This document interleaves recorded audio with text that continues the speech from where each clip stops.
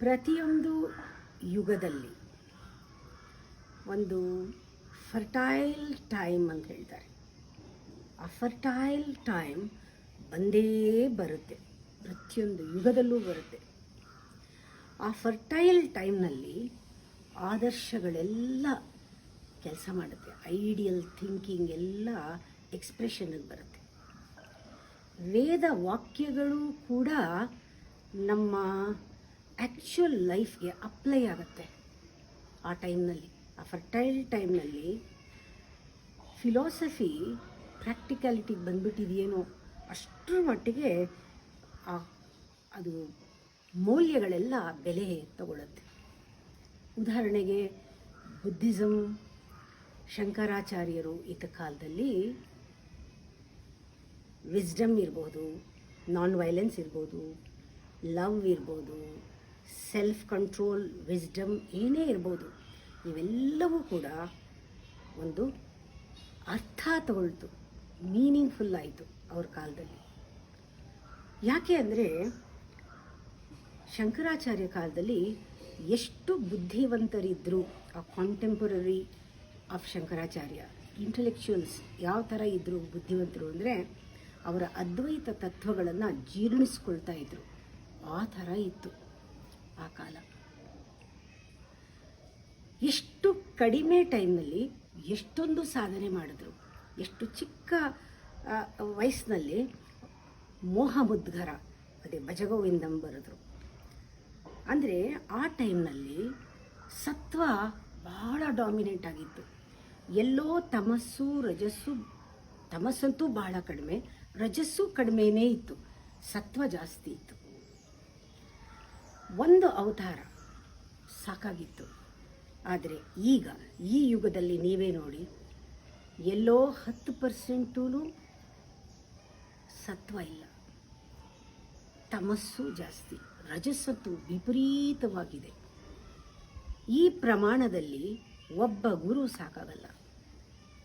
ಹಿಂಡು ಗುರುಗಳು ಬಂದ್ರೂ ಕೂಡ ಈ ಗುಣವನ್ನು, ಈ ಗುಣತ್ರಯವನ್ನು ಒಂದು ಬ್ಯಾಲೆನ್ಸ್ ಮಾಡೋಕ್ಕೆ, ಸಮತೋಲನ ತರೋದಕ್ಕೆ ಸಾಧ್ಯ ಆಗ್ತಾ ಇಲ್ಲ.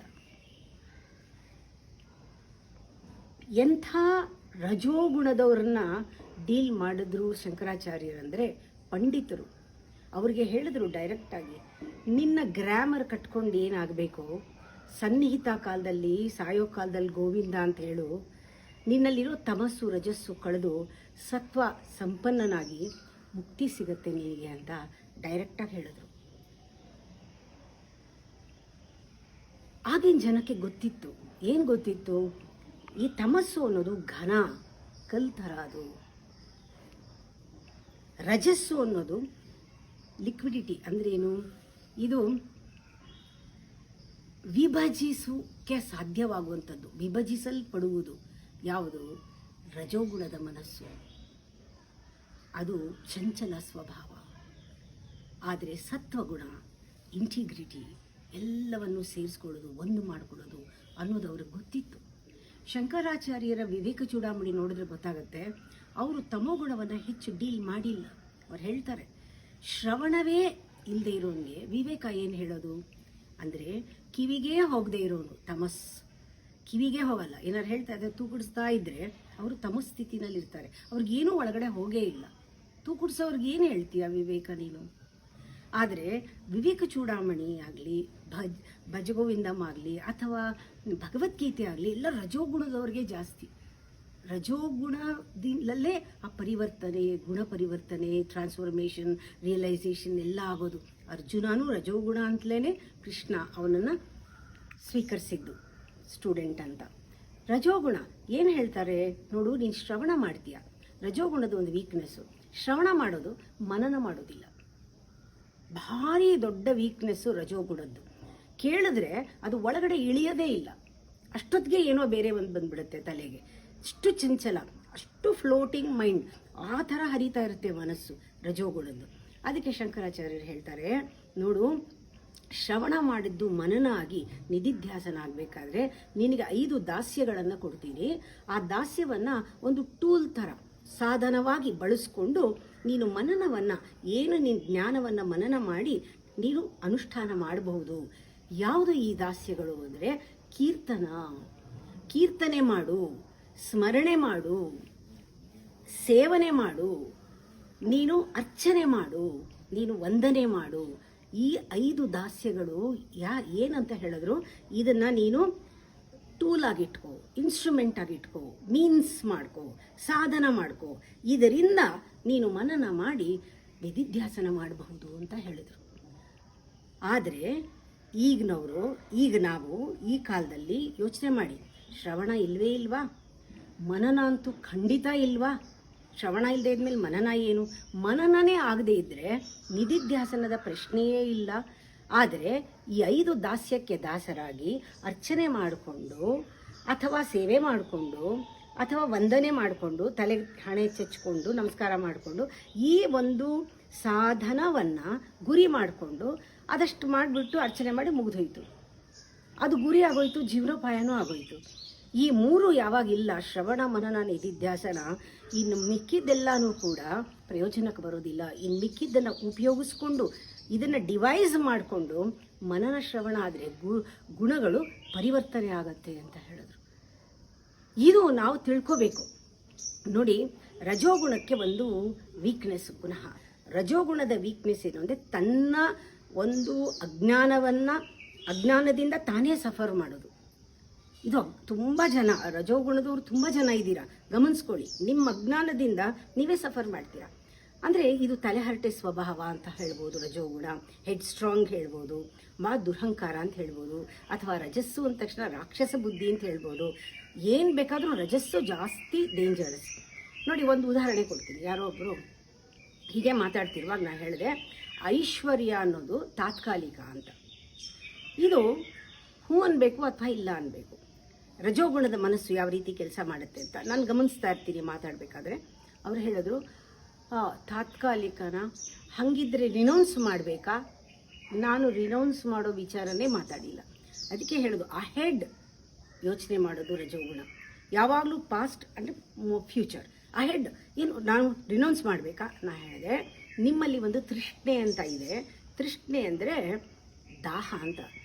ನಿಮಗೆ ಐಶ್ವರ್ಯದ ದಾಹ ರಿನೌನ್ಸ್ ಮಾಡಬೇಕೇ ಹೊರತು ಐಶ್ವರ್ಯ ರಿನೌನ್ಸ್ ಮಾಡು ಅಂತ ಹೇಳಲಿಲ್ಲ. ಸಂಸಾರ ರಿನೌನ್ಸ್ ಮಾಡೋದು ಬೇಕಿಲ್ಲ. ಸಂಸಾರದಲ್ಲಿ ತೃಷ್ಣೆ ಇದೆಯಲ್ಲ, ಅಟ್ಯಾಚ್ಮೆಂಟ್ ಇದೆಯಲ್ಲ, ಮೋಹ ಇದೆಯಲ್ಲ, ಆ ದಾಹನ ರಿನೌನ್ಸ್ ಮಾಡಿ ಅಂತ ಹೇಳಿದೆ. ಇದೆಲ್ಲ ಸೂಕ್ಷ್ಮಗಳು. ಇದು ಸತ್ವದ ಸಾತ್ವಿಕ ಸೂಕ್ಷ್ಮತೆ ರಜೋಗುಣಕ್ಕೆ ಸಡನ್ ಆಗಿ ಹೋಗಲ್ಲ, ಅರ್ಥ ಆಗಲ್ಲ. ಆಯಿತು, ಅರ್ಥ ಆದಂಗಿದೆ, ತಗೊಳ್ಳಿಲ್ಲ, ಹೋಗಲ್ಲ, ಅದು ಹೋಗೋದಿಲ್ಲ, ತಗೊಳ್ಳೋದಿಲ್ಲ, ಹೋಗಲ್ಲ. ಸ್ವಲ್ಪ ಹೊತ್ತಾದಮೇಲೆ ಎಲ್ಲ ಆದಮೇಲೆ ಹಾಫ್ ಆನ್ ಅವರ್ ಆದಮೇಲೆ ಅವ್ರು ಕೊನೆಯಲ್ಲಿ ಪ್ರಶ್ನೆ ಕೇಳಿದ್ದು, ಸ್ಪಿರಿಚುಯಾಲಿಟಿಗೆ ಬರಬೇಕಾದ್ರೆ ಸಂಸಾರ ರಿನೌನ್ಸ್ ಮಾಡಬೇಕಾ, ಬಿಡಬೇಕಾಗತ್ತಾ ಎಲ್ಲ? ಇದಲ್ಲೇ ತಿಳ್ಕೊಳ್ಳಿ. ರಜೋಗುಣದ್ದು ಕ್ವಾಲಿಟಿ ಏನು ಅಂತ. ರಜೋಗುಣಕ್ಕೆ ಸತ್ವದ ಸೂಕ್ಷ್ಮವು ಹೋಗೋದಿಲ್ಲ. ಯಾಕೆಂದರೆ ತಾಮ್ರದ ಪಾತ್ರೆ ಕಿಲುಬಿರುತ್ತಲ್ಲ, ಆ ರೀತಿ ರಜೋಗುಣದಲ್ಲಿ ನಾವು ಕಿಲುಬ್ಕೊಂಡ್ಬಿಟ್ಟಿರುತ್ತೆ ಮೈಂಡು, ಅದೆಲ್ಲ ಕಿಲುಬಿಸ್ಬಿಟ್ಟಿರುತ್ತೆ. ನಮ್ಮನ್ನು ಚೆನ್ನಾಗಿ ತೊಳಿಬೇಕಾಗತ್ತೆ. ಆ ಚೆನ್ನಾಗಿ ತೊಳೆಯೋ ಪ್ರೋಸೆಸ್ಸು ತೊಳೆದ್ರೇ ಸತ್ವಕ್ಕೆ ಬರೋದು, ಸತ್ವದ ಬೆಳಕು ಕಾಣಿಸೋದು, ಏನಾದ್ರೂ ಆ ಪರಿವರ್ತನೆ, ಗುಣಪರಿವರ್ತನೆ ಆಗೋಕ್ಕೆ ಸಾಧ್ಯ. ರಜಸ್ ಆ ಥರ ತೊಳಿಬೇಕು. ಇವಾಗ ಉದಾಹರಣೆಗೆ ತೊಳೆಯೋದು ಯಾವ ರೀತಿ ಅಂದರೆ, ಇದು ಸಾಮಾನ್ಯವಾದ ತೊಳೆಯೋದಾಗಲ್ಲ, ನಾನೆಲ್ಲ ಆ್ಯಸಿಡ್ ಹಾಕಬೇಕು ಅಂತ. ಹೀಗೆ ನಾಡಿ ಶುದ್ಧಿ ಮಾಡಬೇಕು. ತಮೋಗುಣ ಹೋಗಬೇಕಾದ್ರೆ ನಾಡಿಯಲ್ಲಿ ಚೈತನ್ಯವನ್ನು ತುಂಬಬೇಕು. ನಾಡಿಯಲ್ಲಿ ಚೈತನ್ಯ ಹರಿಬೇಕು, ಕರೆಂಟ್ ಥರ ಹರಿಬೇಕು ಅಂತ ಅವರಲ್ಲಿ. ಆ ತಮೋಗುಣದವ್ರಿಗೆ ನಾಡಿ ಶುದ್ಧಿ, ನಾಡಿಯಲ್ಲಿ ಹರಿಬೇಕು. ಮನಸ್ಸಿಗೆ, ಅವರ ಮನಸ್ಸಿನಲ್ಲಿ ಹೊಸ ಜ್ಞಾನದ ತರಂಗಗಳನ್ನು ಎಬ್ಬಿಸ್ಬೇಕು. ಸತ್ಸಂಗ ಚೆನ್ನಾಗಿ ಕೇಳಬೇಕು. ಅವರು ಜ್ಞಾನ ತರಂಗಗಳು ಅವರ ಮನಸ್ಸಿನಲ್ಲಿ ಏಳಬೇಕು ಸದಾ.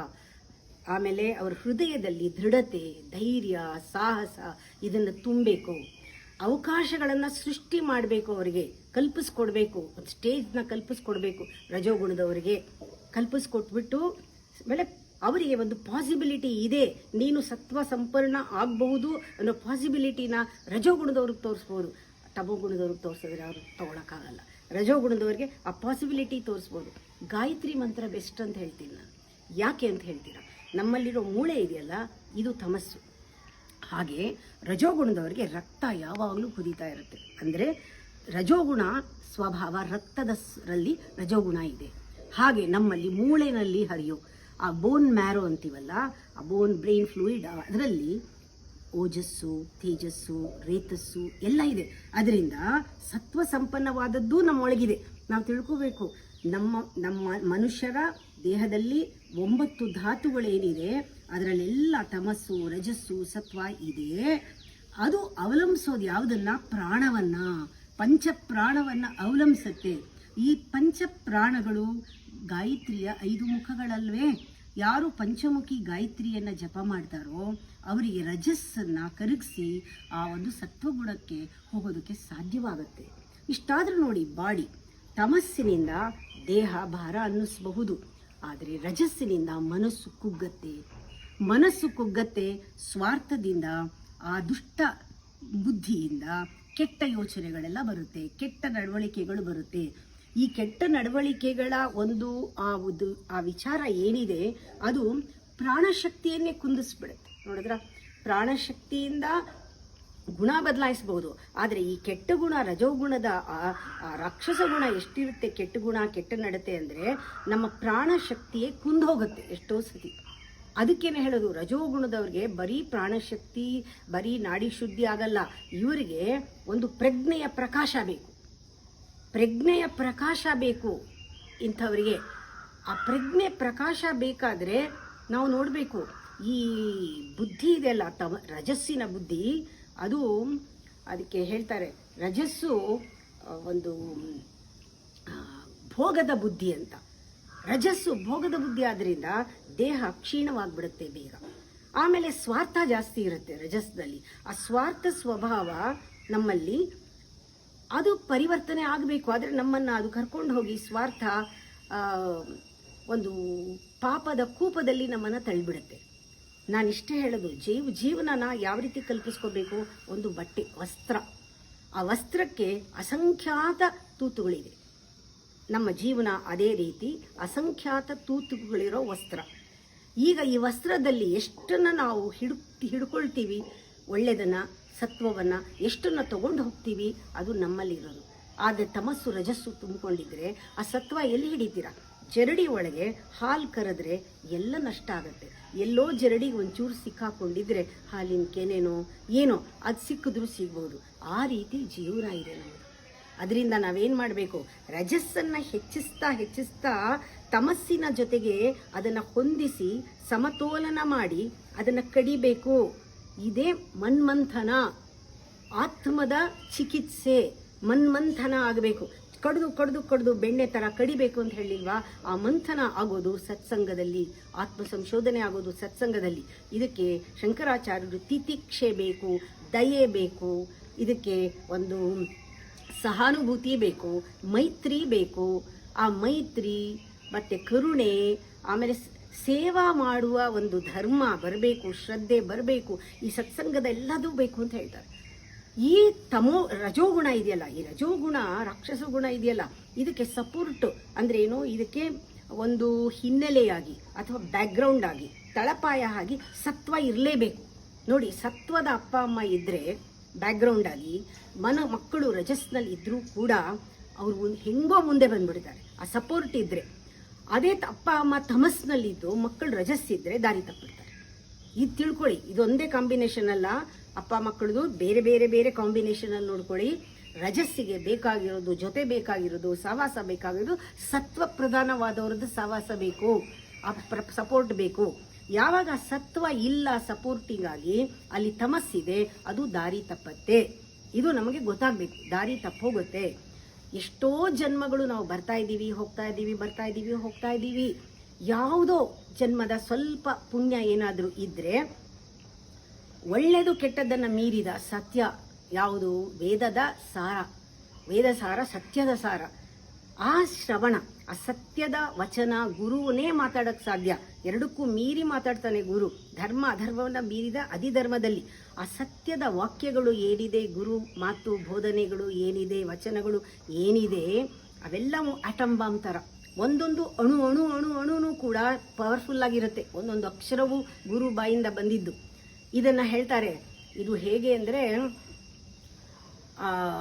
ಒಂದೊಂದು ಆಟಮ್ ಅಂದರೆ ಒಂದು, ಇದು ಎಷ್ಟು ವಿಭಜನೆ ಮಾಡಕ್ಕೆ ಸಾಧ್ಯನೇ ಇಲ್ಲ, ವಿಭಜಿಸಲಾಗದಂಥದ್ದು. ಅಂಥ ಅಣುಗಳು ಪ್ರಫುಲ್ಲವಾಗಿರುತ್ತೆ, ಪ್ಯೂರ್ ಆಗಿರುತ್ತೆ, ಯಾವಾಗಲೂ ವಿಕಾಸ ಹೊಂದುತ್ತಾ ಇರುತ್ತೆ. ಸತ್ವದ ಆ ಅಣುಗಳು ಸತ್ಸಂಗದಲ್ಲಿ ಸತ್ಸದ ಅಂಗದ ಅಣುಗಳು ಅಂತ ಹೇಳ್ತೀವಿ. ಆ ವೈಬ್ರೇಷನ್, ಆ ತರಂಗಗಳು ಎಷ್ಟು ಇರುತ್ತೆ ಅಂದರೆ ಅದು ರಜೋಗುಣದವರು ಇದ್ರೆ ಅವ್ರ ಮೇಲೆ ಬೆಳಕನ್ನು ಚೆಲ್ಲುತ್ತೆ. ಆ ರಜೋಗುಣದವ್ರ ಮೇಲೆ ಬೆಳಕು ಚೆಲ್ಲಿದ್ರೆ ತಮೋ ಗುಣದವರು ಇದ್ರೂ ಕೂಡ ಅಷ್ಟು ಇಷ್ಟು ಅವ್ರ ಮೇಲೆ ಒಂದು ಬಣ್ಣನ ಮೂಡಿಸುತ್ತೆ. ಯಾವುದು? ಸತ್ವಗುಣ. ನೋಡಿ, ನಮಗೆ ಎಷ್ಟೇ ಇದ್ರೂ ರಜೋಗುಣ ಇದ್ದು ಬುದ್ಧಿ ಇದ್ದು ಎಲ್ಲಾನು ಇದ್ದೂ ನಮಗೆ ಆ ಸರಿಯಾದ ರೀತಿಯ ಸತ್ವಿಕತೆ ಇಲ್ಲದೆ ಇದ್ರೆ ಬುದ್ಧಿನಲ್ಲಿ ಎಷ್ಟು ಕಷ್ಟ. ನಮ್ಮ ದೇಹದ ಸುಭದ್ರತೆಗೆ, ನಮ್ಮ ಮನಸ್ಸಿನ ಸುಭದ್ರತೆಗೆ ಬೇಕಾಗಿರೋದು ಬುದ್ಧಿ ನೆಟ್ಟಿಗಿರೋದು ಅಂದರೆ ಮನಸ್ಸು ದೇಹ ಚೆನ್ನಾಗಿರ್ಬೇಕಾದ್ರೆ, ಪರಿಪೂರ್ಣ ಆರೋಗ್ಯ ಬೇಕಾದರೆ ಸ್ಪಿರಿಚುವಲ್ ಪವರ್ ಅದ್ಯಾವುದು? ಧೀಶಕ್ತಿ. ಆ ಧೀಶಕ್ತಿ ಸಾತ್ವಿಕ ಬುದ್ಧಿ ನಮ್ಮಲ್ಲಿ ಒಂದು ಉನ್ನತವಾದ ಹಂತಗಳಿಗೆ ನಮ್ಮನ್ನು ಆ ಲೆವೆಲ್ಗೆ ಕರ್ಕೊಂಡು ಹೋಗುತ್ತೆ, ಸ್ತರಗಳಿಗೆ. ಸಾತ್ವಿಕ ಬುದ್ಧಿ ಯಾವತ್ತೂ ಸ್ಪಷ್ಟವಾಗಿರುತ್ತೆ ಮತ್ತು ಅದು ಬಹಳ ತೀಕ್ಷ್ಣವಾಗಿರುತ್ತೆ ಮತ್ತು ಆ ಉನ್ನತ ಸ್ಥಿತಿಗೆ ಹೋಗ್ತಾ ಹೋಗ್ತಾ ಜ್ಞಾನವೂ ವೃದ್ಧಿ ಆಗ್ತಾ ಹೋಗ್ತಾ ಇರುತ್ತೆ. ಈ ಥರ ಜ್ಞಾನ ಬೇಕು. ಅದಕ್ಕೋಸ್ಕರ ಧಿಯೋಯೋನ ಪ್ರಚೋದಯಾತ್ ಅಂತ ಹೇಳುವಾಗ ಎಷ್ಟು ಅರ್ಥಪೂರ್ಣವಾಗಿ ಪ್ರಚೋದನೆ ಎಷ್ಟು ಮನುಷ್ಯನಿಗೆ ಬೇಕು, ರಜಸ್ಸನ್ನು ಸಂಪೂರ್ಣವಾಗಿ ಹತೋಟಿನಲ್ಲಿ ಇಟ್ಕೊಳ್ಳೋಕ್ಕೆ ಅನ್ನೋದು ನಮಗೆ ಅರ್ಥ ಆಗುತ್ತೆ. ಈಗ ಅಕಸ್ಮಾತ್ ಆ ಅಹಂಕಾರ ನಮ್ಮಲ್ಲಿ, ಅದ್ರ ಜೊತೆಗೆ ರಜೋಗುಣ ಎರಡೂ ಸೇರ್ಬಿಟ್ಟಾಗ ಈ ಮೂರಂತೂ ಸದಾಕಾಲ ಇರುತ್ತೆ. ಒಂದು ಅನುಮಾನ ನಾವು ಪರೀಕ್ಷೆ ಮಾಡ್ಕೋಬೇಕು. ರಜಸ್ಸು ಜಾಸ್ತಿ ಇದ್ದರೆ ಅಹಂಕಾರನೂ ಸೇರ್ಕೊಂಡಾಗೆಲ್ಲ ನಮಗೆ ಅನುಮಾನ ಸ್ವಭಾವ ಇರುತ್ತೆ, ಜೊತೆಯಲ್ಲಿ ಗೊಂದಲ ಇರುತ್ತೆ, ಯಾವಾಗಲೂ ತಲೆಯಲ್ಲಿ ಕಾನ್ಫ್ಲಿಕ್ಟ್ಸ್ ಇರುತ್ತೆ, ಗೊಂದಲಗಳಿರುತ್ತೆ, ಜೊತೆಯಲ್ಲಿ ದ್ವಂದ್ವ ಇರುತ್ತೆ. ಇದು ಮೂರು ಡ್ಯುಯಾಲಿಟಿ ಇರುತ್ತೆ, ಮತ್ತು ನಮ್ಮಲ್ಲಿ ಒಂದು ಕಾನ್ಫ್ಲಿಕ್ಟ್ ಇರುತ್ತೆ, ಕನ್ಫ್ಯೂಷನ್ ಇರುತ್ತೆ, ಡೌಟ್ ಇರುತ್ತೆ. ಇದು ಮೂರೂ ಬೇಸ್, ರಜೋಗುಣದ ಬೇಸ್ ಇದು. ಇದರ ಮೇಲೆ ನಾವು ನೋಡಿದ್ದು, ಕೇಳಿದ್ದು, ಮೂಸಿದ್ದು, ಮುಟ್ಟಿದ್ದು ಪಂಚೇಂದ್ರಿಯಗಳಿಂದ ನಾವು ಸಲೀಸಾಗಿ ಮಾಡಲ್ಲ. ಪ್ರೀ ಅಸಂಪ್ಷನ್ ಇಟ್ಕೊಂಡೇ ಮಾಡೋದು, ಪ್ರೀ ಆಕ್ಯುಪೈಡ್ ಥಾಟ್ನಲ್ಲೇ ನೋಡೋದು. ಕ್ಲಿಯರ್ ಆಗಿ ಮನಸ್ಸು ಖಾಲಿ ಇಟ್ಕೊಂಡು ನೋಡಲ್ಲ, ಹೇಗಿದೆಯೋ ಹಾಗೆ ನೋಡಲ್ಲ. ನಾವು ಏನು ಅಂದ್ಕೊಂಡಿದ್ದೀವೋ ಮುಂಚೆ ಅಂದ್ಕೊಂಡ್ಬಿಟ್ಟು ಪ್ರೀ ಅಸಂಪ್ಷನ್ಸ್ನಲ್ಲಿ ನಾವು ನೋಡ್ತೀವಿ. ಯಾವಾಗ ಪ್ರೀ ಅಸಂಪ್ಷನ್ಸ್ನಲ್ಲಿ ನೋಡೋ ಬುದ್ಧಿ ಇರುತ್ತೆ, ಅವ್ರು ಯಾವಾಗಲೂ ಪ್ರೂವ್ ಮಾಡ್ತಾ ಇರ್ತಾರೆ, ಯಾವಾಗಲೂ ಕನ್ವಿನ್ಸ್ ಮಾಡ್ತಾ ಇರ್ತಾರೆ, ಯಾವಾಗಲೂ ಜಸ್ಟಿಫೈ ಮಾಡ್ತಾ ಇರ್ತಾರೆ ತಾವು ಮಾಡಿದ್ದನ್ನೆಲ್ಲ. ಆಮೇಲೆ ಸುಲಭನೆಲ್ಲ ಕಷ್ಟ ಮಾಡಿಕೊಂಡು ಕಷ್ಟಪಟ್ಬಿಟ್ಟು ನಾನು ಕಷ್ಟಪಟ್ಟೆ ಅಂತ ಹೇಳ್ತಾ ಇರ್ತಾರೆ. ಅದನ್ನು ಬೋಸ್ಟ್ ಮಾಡ್ಕೊಳ್ಳೋದು ಅಂತ ತಮಗೆ ಹೆಮ್ಮೆ ಕ್ಲೇಮ್ ಮಾಡೋದು, ಬೋಸ್ಟ್ ಮಾಡ್ಕೊಳ್ಳೋದು, ಇದು ಮಾಡ್ತಾರೆ. ಆಮೇಲೆ ಯಾವಾಗಲೂ ಸಂದರ್ಭವನ್ನು, ಅದು ಸಂದರ್ಭ ಸಿಚುಯೇಷನ್ ಅಂತ ನೋಡಲ್ಲ, ಸಮಸ್ಯೆಯಾಗೆ ಪರಿಗಣಿಸ್ತಾರೆ. ಯಾವಾಗಲೂ ಅವ್ರಿಗೆ ಉತ್ತರ ಬೇಕಿಲ್ಲ, ನಿವಾರಣೆ ಬೇಕಿಲ್ಲ. ಆ ಸಮಸ್ಯೆ ಮಾಡ್ತಾ ಇರೋದು ಯಾವಾಗ್ಲೂ ಕಷ್ಟ ಅಂತಿರೋದು, ಯಾವಾಗಲೂ ನಾನೇ ಕಷ್ಟಪಡ್ತಿರೋ ನಾನೇ ಪ್ರೂವ್ ಮಾಡ್ತಾ ಇರೋದು. ಆಮೇಲೆ ಅದನ್ನು ಪ್ರೂವ್ ಮಾಡ್ತಾ ಇರೋದು. ಜೊತೆಗೆ ಸಮಸ್ಯೆ ಥರನೇ ಉಳಿಸೋದು ಬಹಳ ಇಷ್ಟ ಅವ್ರಿಗೆ. ಯಾರ ಮಾತು ಕೇಳೋಕ್ಕಿಷ್ಟ ಇಲ್ಲ, ಹೇಳೋಕ್ಕಿಷ್ಟ. ಹೇಳ್ತಾರೆ, ಕೇಳಲ್ಲ. ಅವರು ಮಾತಿನಲ್ಲೂ ಕೂಡ ಬಹಳ ಪಾಲಿಶ್ ಇರುತ್ತೆ. ಯಾವಾಗಲೂ ಕೂಡ ಮಾತಾಡುವಾಗ ಬಹಳ ಪಾಲಿಶ್ ಮಾಡಿ ಮಾತಾಡ್ತಾರೆ ಅಂತ ಹೇಳ್ಬೋದು.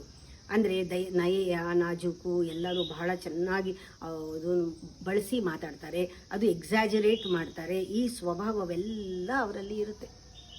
ಹೀಗಿದ್ದಾಗ ನಾನು ಯಾವಾಗಲೂ ಹೇಳೋದು, ತುಂಬ ತಮಸ್ಸು ಅಮಾವಾಸ್ಯೆ ಕತ್ತಲಾದರೆ ಸತ್ವ ಅನ್ನೋದು ಬೆಳದಿಂಗಳು.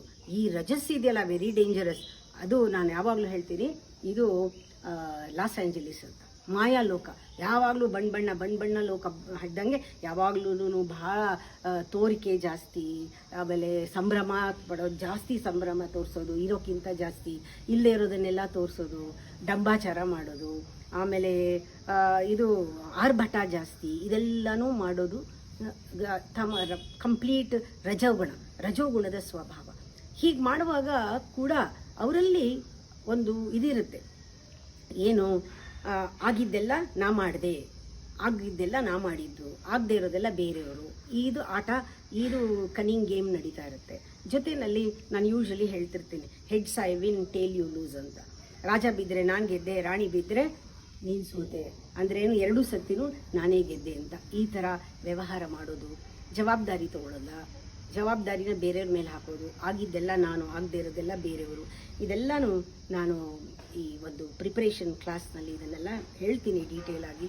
ಎರಡು ಮಾತ್ರ ಜ್ಞಾಪಕ ಇಟ್ಕೊಳ್ಳಿ, ರಜಸ್ಸು ಜಾಸ್ತಿ ಇದ್ದರೆ ಒಂದು ಇದು ರಿಯಾಕ್ಷನ್ ಅಂದರೆ ಎಲ್ಲದರಲ್ಲೂ ಪ್ರತಿಕ್ರಿಯೆ ತೋರಿಸೋದು. ಎರಡನೇದು ನಿರಾಕರಣೆ, ರೆಸಿಸ್ಟ್ ಮಾಡೋದು. ರಿಯಾಕ್ಷನ್ ಆ್ಯಂಡ್ ರೆಸಿಸ್ಟೆನ್ಸ್ ಎರಡು ಬಹಳ ಇರುತ್ತೆ, ಗಮನಿಸಿ ಅದನ್ನು. ಎಲ್ಲದನ್ನು ನೋ ಅಂತಲೇ ಶುರು ಮಾಡೋದು. ಏನಾದ್ರು ಹೇಳಿದ್ರೆ ಎಸ್ ಅನ್ನೋದೇ ಇಲ್ಲ, ನೋ ಅಂತಲೇ, ಆಗದೇ ಇದ್ರೆ ಅಂತಲೇ ಶುರು ಮಾಡೋದು. ನಿರಾಕರಣೆ ಒಂದು, ರೆಸಿಸ್ಟೆನ್ಸ್ ಒಂದು, ಆಮೇಲೆ ಇನ್ನೊಂದು ಪ್ರತಿಕ್ರಿಯೆ, ರಿಯಾಕ್ಷನ್. ರೆಸ್ಪಾನ್ಸ್ ಬರೋಕ್ಕೆ ಸಾಧ್ಯವೇ ಇಲ್ಲ. ರಜೋಗುಣ ಫಸ್ಟ್ ರೆಸ್ಪಾಂಡ್ ಮಾಡೋದೇ ಇಲ್ಲ, ರೆಸಿಪ್ರೊಕೇಷನ್ ಇರೋಲ್ಲ. ಇದನ್ನೆಲ್ಲ ನೀವು ಗಮನಿಸಿ, ನಾಳೆ ಮುಂದುವರಿಸ್ತೀವಿ.